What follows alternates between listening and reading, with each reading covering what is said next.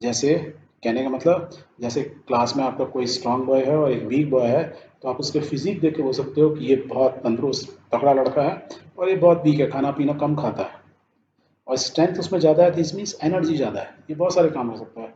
Week means वो बंदा जो आपके कम काम कर सके। सेम वे में स्ट्रॉन्ग एसिड हम उसको बोलते हैं जो बहुत तेजी से रिएक्ट करे, और वीक इसको बोलते हैं जो स्लोली रिएक्ट करे, क्योंकि उसमें एनर्जी कम है। सो let's see these two movies. इसमें लेफ्ट साइड में स्ट्रॉन्ग एसिड है, राइट साइड में वीक एसिड है, और दोनों के अंदर हम क्या ना जिंक डालते हैं, जिंक का मेटल डालते हैं, और रिएक्शन देखते हैं कि क्या होता है। Let's see. सो जिंक हमने कौन सा डाला, कंसेंट्रेटेड सल्फ्रिक एसिड, और यहाँ डाइल्यूट सल्फ्रिक एसिड। ठीक है, ओके, लेट्स सी। ये देखो डाला।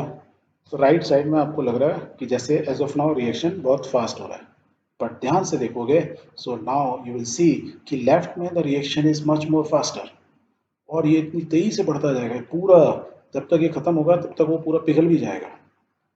ठीक है, तो जो कंसनट्रेटेड एसिड होते हैं उनमें रिएक्शन फास्ट होते हैं compare to the dilute one. अब यदि मैं डिफरेंट मेटल भी ले लेता, जैसे मैग्नीशियम डाला, एल्यूमिनियम डाला, सेम सल्फ्रिक एसिड में डालूंगा, तो हम क्या देखेंगे कि different metal same concentration of acid यदि होती है, एग्जैक्टली कंसंट्रेशन सेम है, और उनकी रिएक्टिविटी अलग अलग होती है। क्यों अलग अलग होती है? क्योंकि मैग्नीशियम, एल्यूमिनियम और जिंक में इलेक्ट्रॉन्स लेने और देने की कैपेबिलिटी क्या होती है, अलग अलग होती है, क्योंकि उनके एटॉमिक मास या एटॉमिक नंबर्स अलग अलग होते हैं। नंबर्स अलग है मीन्स उसमें वैलेंसी उनकी अलग अलग है, उसमें इलेक्ट्रॉन्स अलग हैं। तो इलेक्ट्रॉन्स लेना देना जो जितना जल्दी करेगा, रिएक्शन उतना फास्ट होगा। सेम सेम कंसंट्रेशन का एसिड, मान लो 100% कंसंट्रेटेड लेते हैं, 100% या डाइल्यूट एसिड ले लेते हैं, राइट। तो ये, इससे हमें ये मालूम चला कि जो स्ट्रॉन्ग चीज़ होती है उसमें एनर्जी ज़्यादा होती है, जो वीक होता है उसमें एनर्जी कम होती है।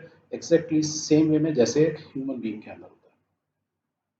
बट ये strength of acid and base किस चीज़ की वजह से हम बोलते हैं स्ट्रॉन्ग? हमने इंडिविजुअल को देख लिया कि इसके डोले सोले हैं, इसके नहीं है, तो हम ये बोल सकते हैं हाँ ये स्ट्रॉन्ग है, ये वीक है, राइट।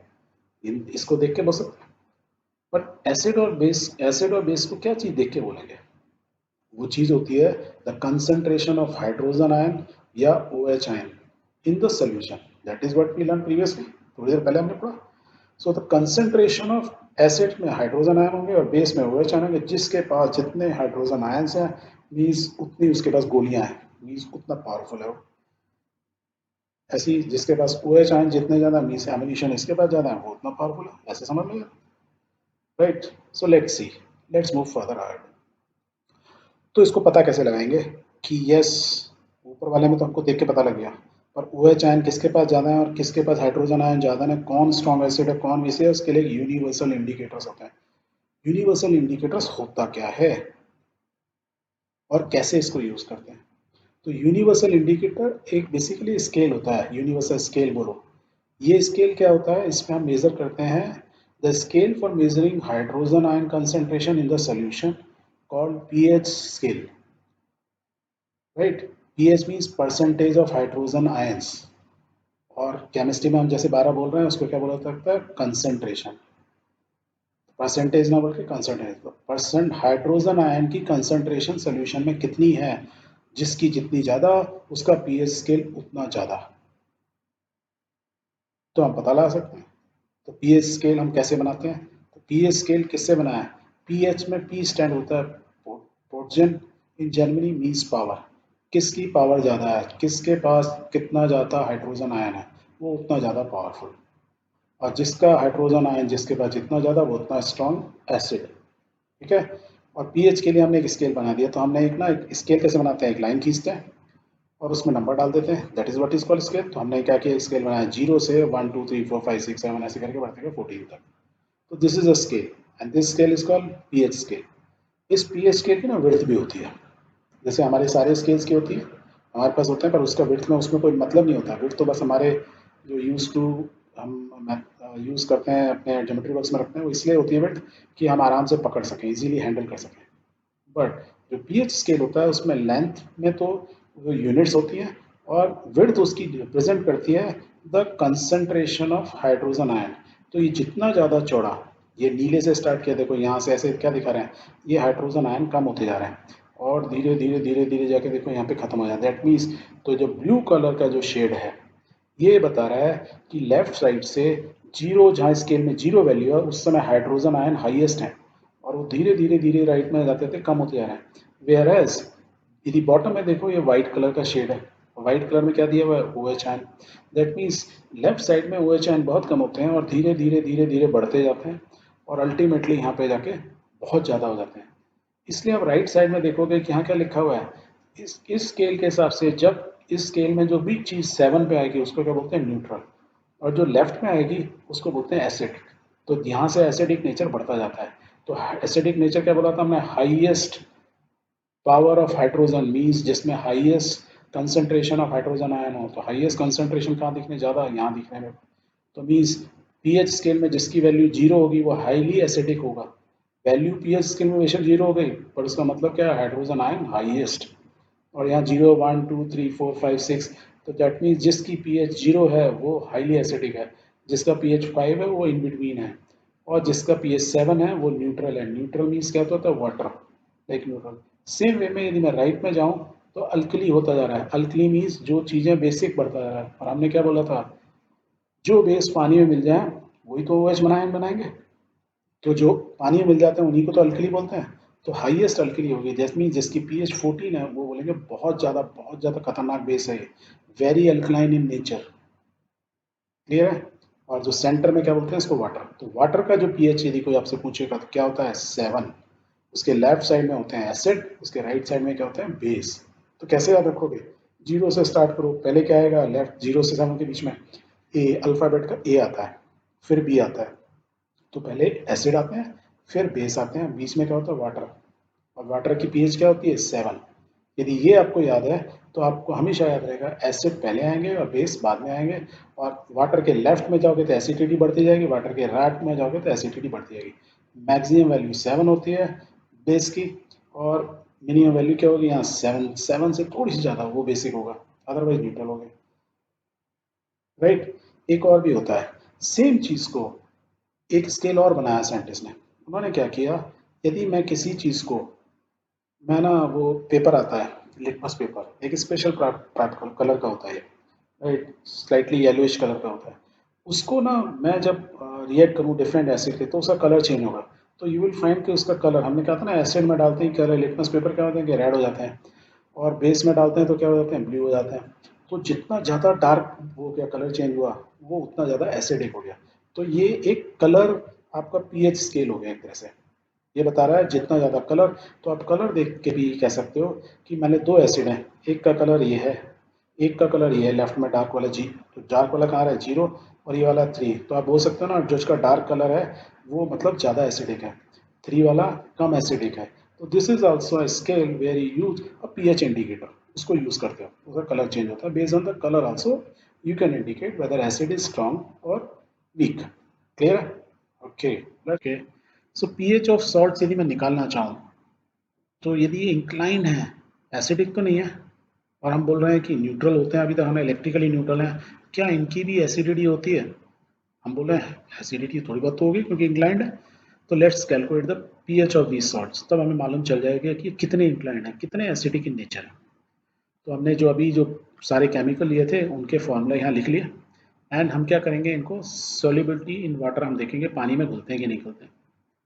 पहले तो ये चेक कर लें, फिर हम इसको लिटमस टेस्ट से चेक करेंगे, उसका नेचर देखेंगे, क्या हमारा जो लिटमस पेपर का कलर कुछ चेंज होता है तो हम मालूम चल जाएगा एसिडिक है बेसिक है ये है। और फिर हम इनका पीएच पता लगा सकते हैं, एक दूसरे जगह लिटमस पेपर आता है पीएच, पीएच स्केल टेस्ट करने वाला, राइट, तो उससे हम पता लगा सकते हैं। थर्ड हम क्या करेंगे कि इसमें देखेंगे कि इसको बनाने के लिए सोडियम कार्बोनेट बनाना है तो मुझे कौन सा एसिड या कौन सा बेस यूज़ करना चाहिए इसको बनाने के लिए।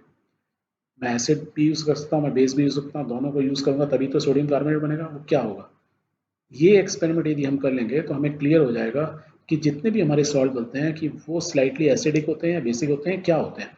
अभी तक हमने क्या पढ़ा था, सॉल्ट मीन्स और न्यूट्रल थिंग, एसिड था बेस था या सब चीज न्यूट्रल होती है। लेट्स से हर एक को हमने पानी में मिलाया तो हमने क्या देखा, सारे सॉल्ट पानी में मिल गए। और कौन से पानी में मिला रहे हैं हम, डिस्टिल्ड वाटर मीन्स उसके अंदर और कोई मिनरल वाटर नहीं यूज कर रहे हैं हम जिसमें कुछ मिनरल्स मिले हो, प्योर वाटर, डिस्टिल्ड वाटर।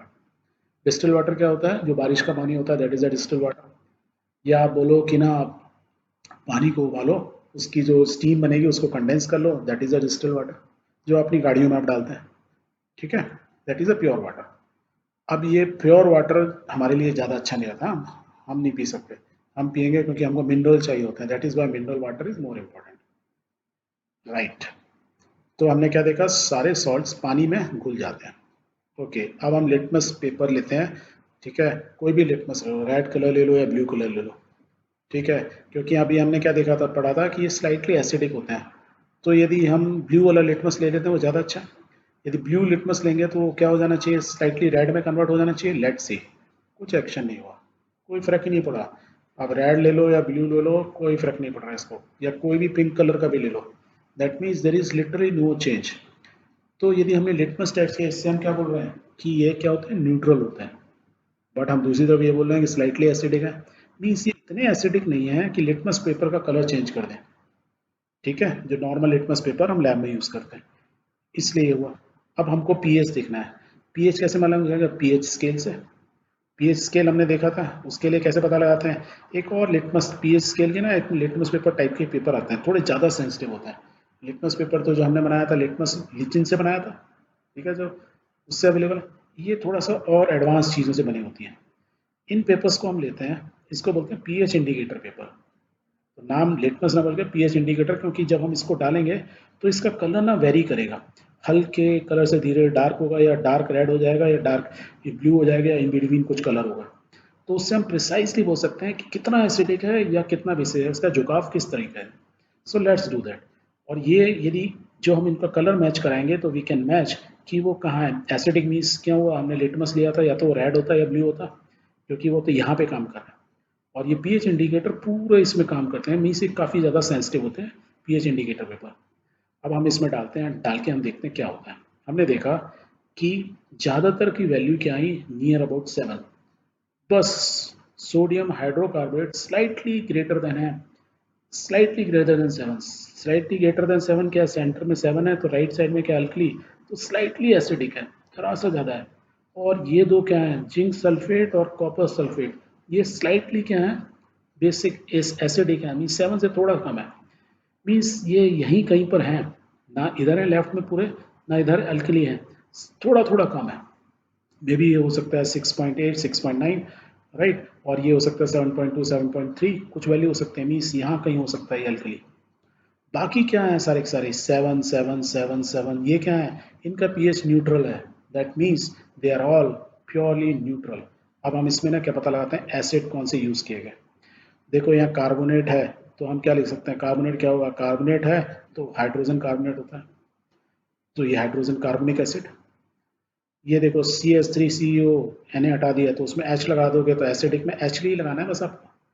यहाँ Cl में है तो H लगा दो, HCl बन गया, यहाँ Cl है HCl बन गया, SO4 में हाइड्रोजन लगाओ। तो एसिड में आपको क्या लगाना है, H लगाना होगा, बेस में क्या लगाना होगा आपको, OH लगाना होगा। तो यहाँ के बाद सोडियम, तो उसमें OH लगा दो, सोडियम हाइड्रोक्साइड, तो ये बेसिस बन गए। क्लियर है। और ये एसिड और बेस मिला के क्या बोलते हैं, हमारा सॉल्ट प्लस वाटर, हमने यही सुना था कि इन दोनों को मिलाओगे तो सॉल्ट बनेगा, तो तभी तो हमारा सोडियम कार्बोनेट बना था और पानी बना था। तो हमने क्या जाना कि जो हमारे एसिड्स और बेस होते हैं उसमें हाइड्रोनियम और हाइड्रोजन और OH आयंस होते हैं, हाइड्रो ऑक्साइड आयंस होते हैं, और उन्हीं को हमने यहाँ पे इनके साथ सोडियम के साथ जो है, इसके साथ OH, इधर लेफ्ट साइड वालों के साथ हमने OH जोड़ दिया, इसके साथ H जोड़ दिया, तो हमारे एसिड्स और बेस बन के तैयार हो गए। So that is what we did.